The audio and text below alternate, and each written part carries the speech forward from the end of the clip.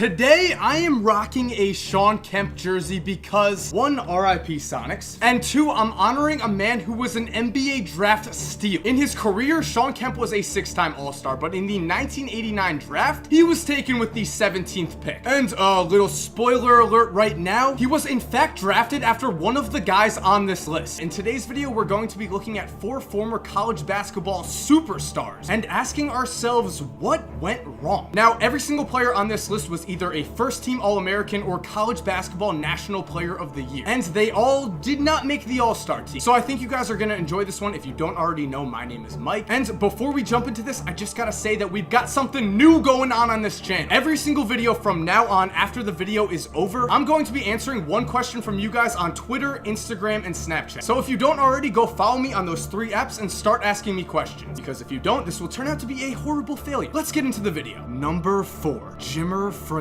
For as long as anyone can remember, people have said Kobe after they shoot a basketball. This has been a staple of park basketball across the country, but what many people have already forgotten is that for one brief moment in time, many people replaced the word Kobe with the word Jimmer. That's how good Jimmer Fredette was in the 2011 college basketball season, as in 1 year he went from a completely unknown to a legitimate basketball celebrity. In 2011, Fredette led the BYU Cougars to a memorable 32-5 record and an appearance in the Sweet 16 while the world was plagued by Jimmer mania. Game in and game out, Jimmer shocked us by connecting on 30-foot bombs on the way to leading the NCAA in points per game with 28.9 points a night. And by the time the NBA draft rolled around, Jimmer mania seemed like it was just getting started. Now, in the past, scouts were usually wary of drafting someone like Jimmer because he was a 4-year player who racked up high scoring numbers while playing in a smaller conference. But by 2011, things had changed, and that was due largely to the success of Steph Curry. Because in 2009, Steph had a season that was very similar to that of Fredette's, and Steph was passed on by many teams due to the appearance that he was not physically gifted enough to play in the league. These same scouts now saw a lot of Steph in Jimmer Fredette and were afraid to make these same mistakes. And so Jimmer was taken with the 10th overall pick in the draft, but unfortunately for Jimmer, he was not Steph Curry. The main reason Steph had instant success in the league was that scouts were just wrong about him. Yeah, he wasn't strong, but he was athletically gifted. He had the quickness and shiftiness to get his shot up at the highest level. As for Jimmer, well, again, he was no Steph Curry. Almost from the second he took the court, it became clear that he did not have the speed or quickness to get his shot off against NBA level defenders. What's more, while Steph was an incredibly gifted ball handler who also had great court vision, Jimmer was more of a true shooting guard who struggled to put the ball on the floor or to make plays for his teammates. In his rookie season, despite giving every advantage a lottery pick is usually given, Jimmer was beaten out for the starting point guard role by the 60th pick in the draft, a man by the name of Isaiah Thomas. In just his 3rd season after drafting him, the Kings would cut ties with Jimmer. And after more chances with the Bulls, Pelicans, and Knicks, Jimmer has still never proven that he's an NBA-type player. But Jimmer fans, as you probably already know, while in the NBA he disappointed, Jimmer has become a Chinese basketball legend. This season, the man was the Chinese League MVP. He dropped 73 points in 1 game. And I think it's safe to say that across basketball courts everywhere in China, when someone takes a shot, they say, Jimmer. Number 3, Danny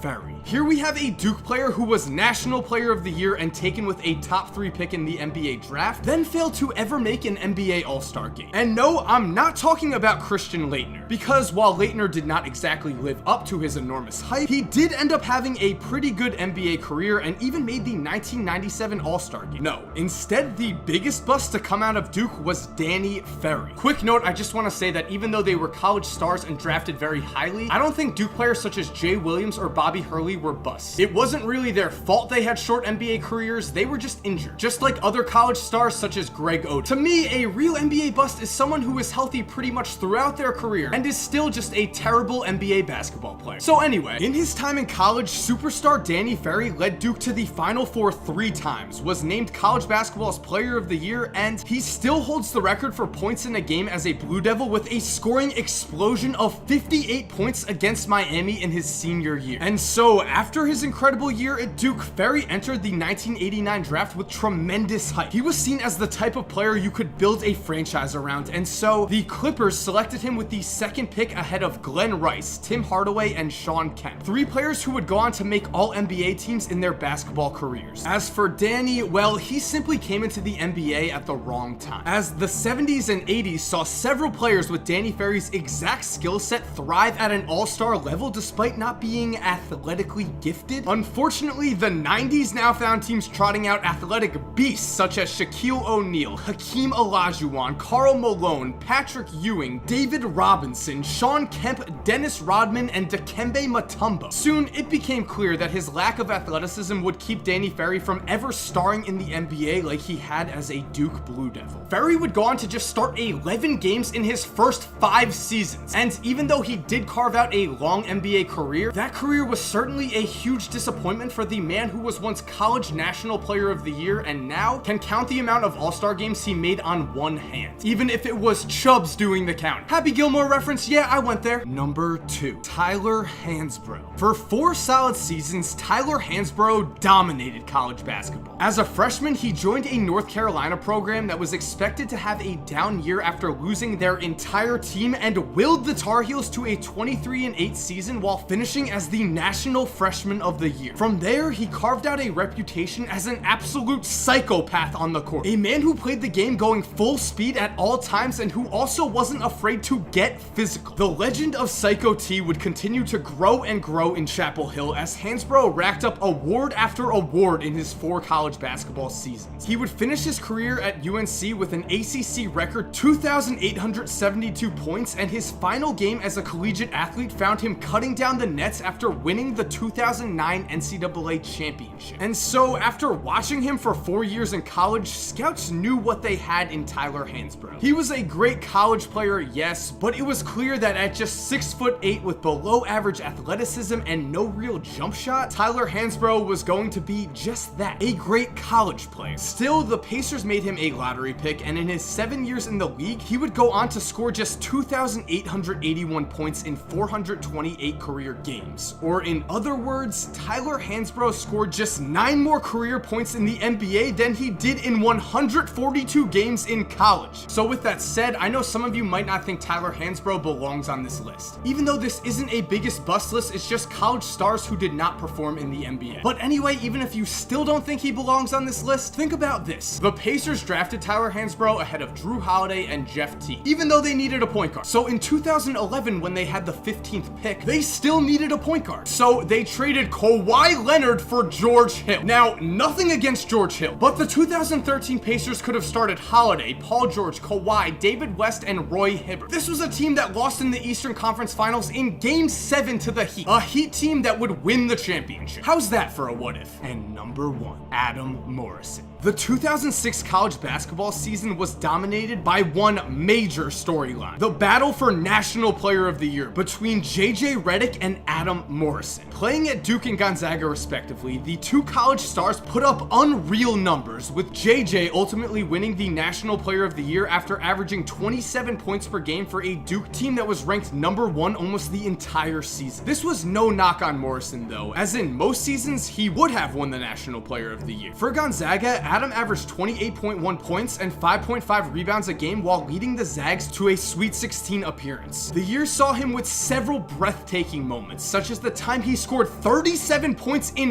1/2 against Loyola Marymount. And as the year went on, Morrison began to generate more and more NBA buzz. Once seen as a low to mid first round pick, Adam suddenly found himself tabbed as a top 5 pick in most mock drafts, and some even had him going number 1. Chad Ford reported that many NBA executives thought Morrison had star power, and some websites went as far as comparing him to Larry Bird. This ultimately led to the Charlotte Bobcats drafting Morrison with the 3rd overall pick. And with that selection came even more hype. Adam was expected to carry this new expansion franchise, and by any measure, he failed. His first season was seen as a disappointment, as a 22-year-old rookie, Adam averaged only 12 points, 3 rebounds, and 2 assists a game with a 7.9 PER while playing almost 30 minutes a night. The flaws that many scouts had ignored, such as his below average athleticism and lack of quickness on the defensive end, clearly began to show. And after this subpar rookie season, things only got worse, as in the 2007 preseason, Morrison would tear his ACL, an injury that forced him to miss the entire year with injury. This injury robbed him of what little athleticism he had to compete at the highest level, and in the 2009 season, the Bobcats cut their losses and traded him to the Lakers, where he would play in just 39 games for the back-to-back champions before leaving the NBA at the young age of 25. It was after one of these seasons, when the championship Lakers were on Jimmy Kimmel, that we were given yet another insight as to why Morrison failed in the NBA. Just watch this clip and try not to cringe, I dare you. Where are you guys going? Anybody want to mention anything in particular? Adam, where you going, Adam? He's the quiet one. You gotta make him talk. Adam is so baked right now. Where you going?